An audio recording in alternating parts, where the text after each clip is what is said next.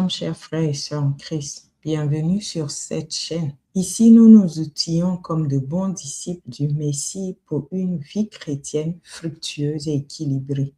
L'accent est mis sur cette chaîne sur des exercices spirituels tels que le jeûne, la prière et l'étude biblique. Est-ce qu'il vous est déjà arrivé d'ouvrir la Bible, de tomber sur un texte avec des animaux à 7 têtes, des chiffres bizarres et de vous dire « Ok, je n'y comprends absolument rien » ou alors de lire une lettre de Paul et de vous demander en quoi ça concerne votre vie aujourd'hui. C'est tout à fait normal. La Bible est certes le moyen écrit de la révélation de Dieu aux hommes, mais nécessite la bonne maîtrise de la forme du livre. Il s'agit du genre littéraire utilisé. La bonne connaissance des particularités du genre littéraire biblique est un atout indéniable pour une étude biblique rigoureuse. Alors aujourd'hui, on va décoder ensemble les 2 derniers genres littéraires de notre série. Il s'agit du genre apocalyptique et épistolaire. Débutons par le genre apocalyptique. Quand on entend apocalypse, on pense tout de suite à la fin du monde et à des films catastrophes. Mais en réalité, le mot grec veut dire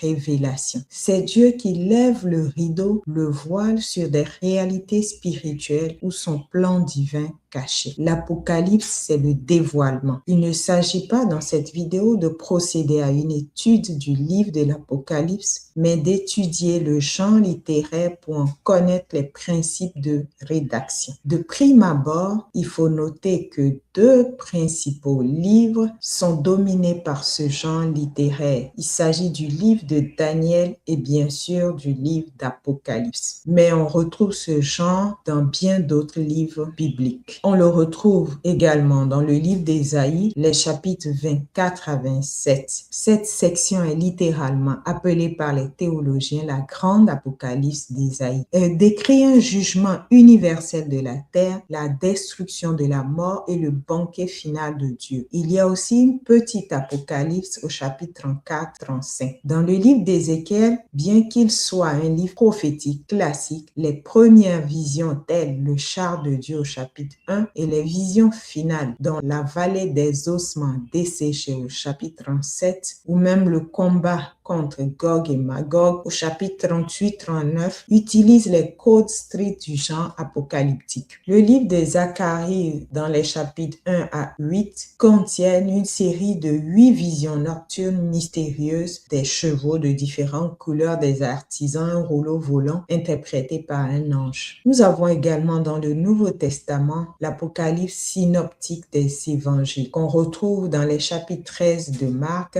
chapitre 24 de Matthieu, chapitre 21 de Luc. Dans ces chapitres des évangiles, Jésus annonce la destruction du temple de Jérusalem et les signes de la fin des temps en utilisant un langage typiquement apocalyptique. Le soleil s'obscurcit, les puissances des cieux sont ébranlées, l'apparition du Fils de l'homme se fait sur les nuées. En réalité, le genre apocalyptique est un sous-genre, un sous-groupe particulier du genre prophétique. Une différence fondamentale distingue les 2 genres. La prophétie est un message divin destiné aux hommes, tout comme l'Apocalypse. Mais cette prophétie peut être accompagnée d'instructions qui, lorsque l'homme obéit, Dieu lève la condamnation. C'est l'exemple typique de Ninive. Si mon peuple sur qui mon nom est invoqué s'humilie, c'est-à-dire lorsque la repentance intervient, elle change l'issue annoncée. Par contre, les révélations apocalyptiques sont des arrêtés. Dieu nous donne juste une information à connaître pour guider nos pas. Personne ne changera rien à la destruction future de Babylone la Grande, à l'ouverture des 7 sceaux et leurs conséquences, ni à la résurrection des injustes et au jugement du grand trône blanc. Pour étudier ces textes, voici les règles du jeu pour ne pas faire de contresens. Nous allons aborder 4 règles non exhaustives. En premier point, l'Apocalypse est un grand spectacle symbolique. Il existe des chiffres, des monstres, des couleurs. Tout n'est pas forcément à prendre au pied de la lettre. C'est parfois des codes et des métaphores. Un dragon n'est pas forcément un vrai lézard géant. C'est l'image d'une puissance politique ou spirituelle. Mais parfois, l'indice peut être littéral. Certaines précisions nous permettront de faire cette différence lorsque nous aborderons les grands courants d'herméneutique. Juste pour nous donner un avant-goût, quand le psalmiste disait « Car des chiens m'environnent, une bande de scélérats rôde autour de moi, ils ont percé mes mains et mes pieds », dans le psaume 22, verset 17, nous savons que l'accomplissement des mains percées, des pieds percés a été littéral pour Jésus. Deuxième règle à prendre en compte, l'interprétation est parfois dans le texte. Les visions sont généralement perçues par un individu désigné et accompagné d'un ange qui donne l'interprétation. Troisièmement, il faut chercher le contexte de crise. Ces textes ont été écrits pour des gens qui vivaient une période de crise, de persécution, de déportation, de guerre ou même de souffrance. Le but n'est pas de faire peur, mais de donner de l'espoir. Les apocalypses sont de bonnes nouvelles pour le chrétien. Dans Luc, le chapitre 21, verset 28, il est dit « Quand ces choses commenceront à arriver, redressez-vous et levez vos têtes, parce que votre délivrance approche. » Enfin, règle numéro 4, c'est une histoire de victoire finale. Le message central est toujours le même.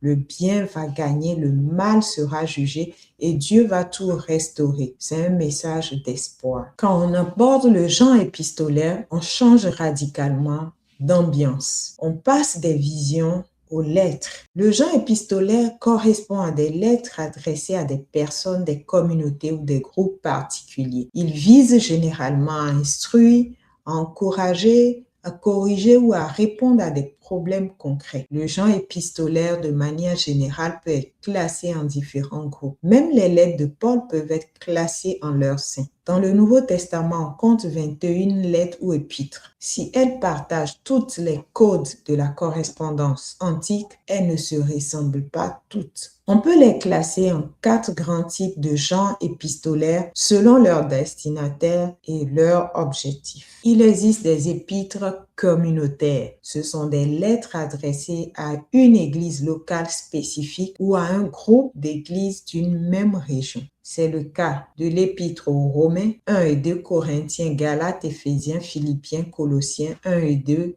Thessaloniciens. Le détail qui change tout, c'est que ces lettres sont ultra contextuelles. Pour les comprendre, il faut impérativement savoir ce qui se passe dans la ville visée, par exemple les divisions qui avaient cours à Corinthe ou l'arrivée des judaïsants en Galatie. Dans le deuxième groupe, on retrouve les épîtres pastorales. Ces lettres ne sont pas envoyées à des communautés entières, mais à des collaborateurs individuels, des leaders que Paul a placés à la tête d'église pour les gérer. C'est le cas de 1 et 2 Timothée et la lettre de Paul à Tite. Le détail qui change tout, c'est le ton beaucoup plus intime, paternel, et l'accent est mis sur la transmission de l'autorité et de la sainte doctrine. Dans le troisième lot, on retrouve les épîtres personnels. Ce sont des billets de correspondance privée adressés à des individus particuliers pour traiter d'une affaire personnelle ou familiale tout en gardant une portée spirituelle. L'épître au Philémon, dont le sujet est l'esclave de Philémon en fuite appelé Onésime. La lettre de 2 Jean adressée à la dame élue. 3 Jean adressé à Gaius. Le détail qui change tout, ce sont des textes les plus courts du Nouveau Testament. Ils permettent de voir comment la foi s'appliquait concrètement dans les relations humaines de l'époque. Enfin, selon nos classifications, nous avons les épîtres catholiques. Le mot catholique signifie ici universel. Contrairement aux lettres de Paul, les épîtres ne visent pas une ville ou une personne précise, mais ce sont des lettres circulaires adressées à l'ensemble de l'Église et qui portent le nom de l'auteur et non du destinataire. C'est le cas de l'épître de Jacques, 1 et 2 Pierre, 1 Jean et Jude. Comme elles s'adressent à tout le monde, leur message est immédiatement applicable à n'importe quelle époque sans avoir besoin d'une enquête historique poussée sur une ville précise. Faisons une comparaison contextualisée. Les épîtres communautaires sont semblables à un email groupé. Les épîtres pastorales, ce serait un brief de management envoyé par un directeur à son manager. Les épîtres personnelles seraient un message privé sur WhatsApp et les épîtres universelles, une tribune public. Pour comprendre ce genre, il faut, à l'inverse de l'Apocalypse, être concret et pragmatique. Une enquête est nécessaire pour cerner le contexte, car ce sont les écrits les plus contextuels et les plus personnels de la Bible. Il faut procéder premièrement à l'identification de l'auteur et des destinataires. Il est important de savoir qui écrit, à qui et dans quelles circonstances. Deuxièmement, le contexte historique et communautaire est important. Les lettres répondent souvent à des situations précises vécues par les destinataires. Troisièmement, la structure de la lettre. Elle suit souvent la structure suivante: les salutations, actions de grâce, le développement doctrinal ou pratique, les exhortations, les salutations finales. Mais cette structure peut être respectée ou non. Si l'auteur choisit une structure non classique, ce choix en lui-même est aussi un message. L'écriture peut adopter un style pastoral ou persuasif, dans lequel l'auteur peut prêcher, mettre en garde, réprimander, défendre une doctrine ou régler un différend. L'occasion de la lettre est importante. Il faut chercher le problème ou la question qui a motivé l'écriture. Ceci est incontournable. Enfin, l'application actuelle. Il convient de distinguer les principes permanents des instructions qui sont liées à une situation particulière. Certaines règles énoncées dans les épîtres ne sont pas applicables à toutes les assemblées. Aujourd'hui, nous avons fait le point de deux genres littéraires, deux clés, deux approches. Le genre apocalyptique, très symbolique, contextuel, souvent en période de crise, avec un message d'espoir à décoder. Le genre épistolaire, plutôt concret, tout autant contextuel, une enquête sur l'auteur, le destinataire et l'occasion de la lettre est importante. Dites-moi en commentaire quel est le genre qui vous intimide le plus. Activez la cloche de notification pour ne pas rater les prochaines vidéos et d'ici là, bonne lecture. Merci d'avoir suivi cette vidéo jusqu'à la fin. Si cette vidéo vous a aidé à mieux comprendre les genres apocalyptiques et épistolaires, n'oubliez pas de vous abonner pour ne pas manquer la suite de cette série sur l'exégèse biblique. Partagez également cette vidéo pour édifier un autre étudiant de la Bible. Shalom à tous et à bientôt.